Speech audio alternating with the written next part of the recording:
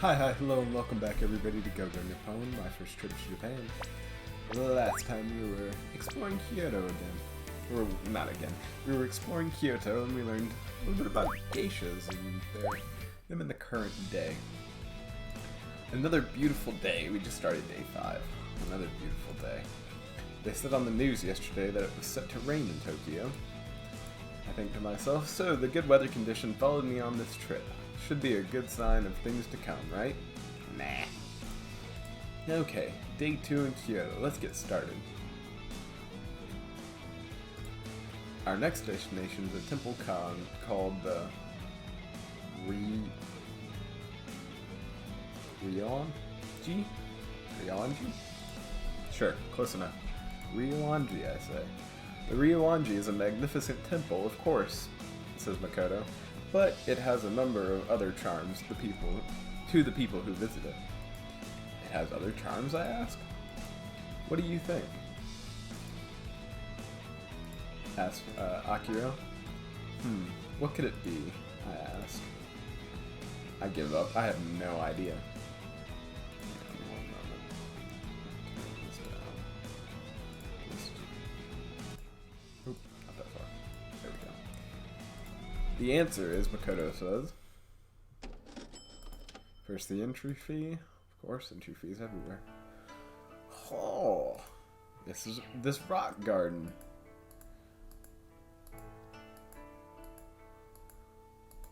Wait, why are you being so quiet? Asked Akira.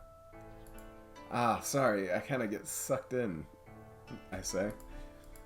Anyways, how do I say this? A garden made out of rocks and sand with no trees, it feels kind of empty. And it sounds strange, but whenever I look at it long enough, it starts to look like an island in the ocean. Wow, that's amazing, Makoto says. Huh? What's so amazing? I ask. This type of garden is called a karisansui. As you say, it symbolizes mountains and water without the use of water, Makoto says. I see. I think you stumbled upon its meaning without even realizing it, Makoto informs me. So, maybe I got a little closer to being Japanese in these few days, I ask?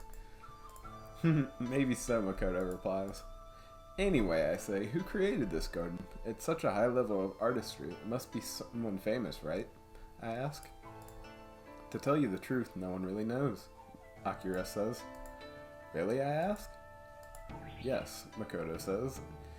They say that it was made sometime in the 15th century, and there are varying theories as to its creator, but no one knows for sure. I see. But that's not the only thing we don't know, Akira says. Huh? There's another mystery about it, I ask? Take a good look, Akira says. How many stones do you see in this garden?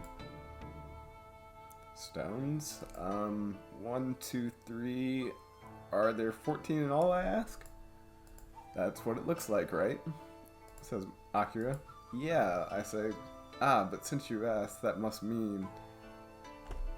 Since you asked that, it must mean... Yes, Akira says, there are really 15 stones in all. Wait, let me count again. 1, 2, 3... Ah, you're right. There's another stone hidden behind that one. The garden was designed so that there's only one spot where you can see all 15 stones at once, Akira says. Wow. The Sota in the Vatican was built so that the 2 rings of the pillars line up perfectly when you stand at the center of the plaza, I think to myself. This is kind of like the opposite effect. The garden itself is built on a slight decline, so the height of all the stones in the back wall seem to change height from some angles, Akira says. There are optical illusions like that all around the garden. That's amazing, I say. What a complicated garden. But I could never have come up with something so complicated, I say. It feels like it must be imbued with all sorts of deep meaning. Naturally, says Akira. So, I ask, what meanings are hidden in it? You need to figure it out for yourself, Akira says. That's the meaning of Zen. What? I ask. That's mean. Come on, Aki-chan. Stop teasing him and tell him the truth. Huh? The truth, I ask. Sorry, Akira says. To tell you the truth, no one knows the deepest meaning of this garden. Really, I ask? Yes, Makoto says. There are many theories, of course, but no one knows which one of the theories are actually true. And we may never really know. Excuse me. I see, I respond. But like Aki-chan said, because there is no answer, that means you can think it out for yourself, Makoto says. That's the part of it. That part of it really is the meaning of Zen. I know, right? Akira says. That's why I really meant it when I said that. Liar, I think to myself. What's with that look, Akira says. You got something to say? Not at all, I respond.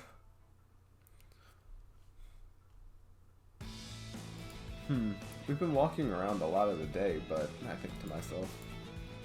There's so much to see in Kyoto, I say. There is, Akira says. We've only been hitting up the main spots. You can't see it all in just one day or two, she says.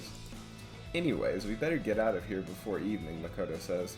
We have time to see about one more place. Which means the next thing we see will be our last, I say. That's right, Akira says, and I know just the place for us to go. The place to go? Where is that? Makoto asks, confused. That is, she says, slyly. First entry fee, of course. Here, Akira says.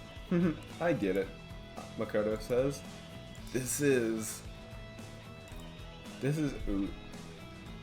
Uzumasa Movie Village. It is a theme park, a recreation of an Edo period village. Amazing, I never knew this was here, I say.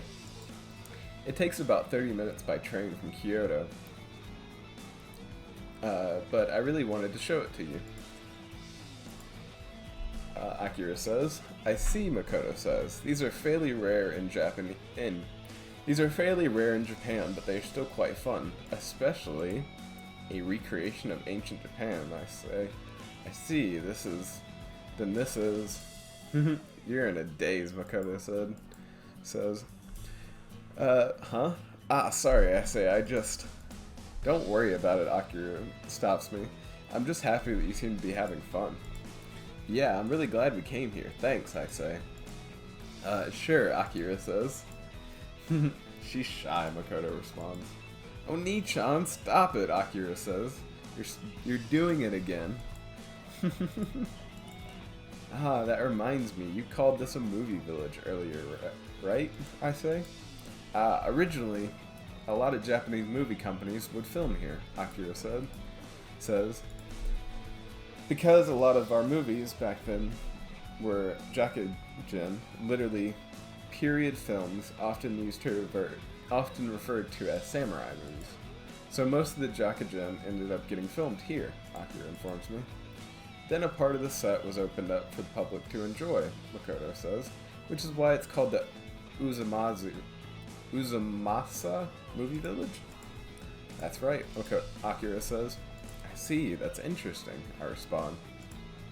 What's really amazing is that they didn't just recreate the surface for the buildings, Akira informs me. You can actually walk around and experience the town for yourself. Wow, I say, so what kind of things can you do? Let's see, Akira says. For instance, there are exhibits about filming. There are exhibits about the filming process.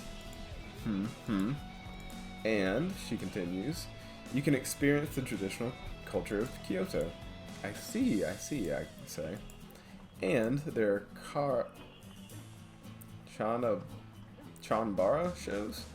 Chanbara, a generation of action-oriented samurai films referring to the clashing of swords. Interesting. Chanbara, I ask? I say, excited. And you don't just watch them, they'll really teach you the Chanbara style, Makoto says. Whoa, you can really try Chanbara?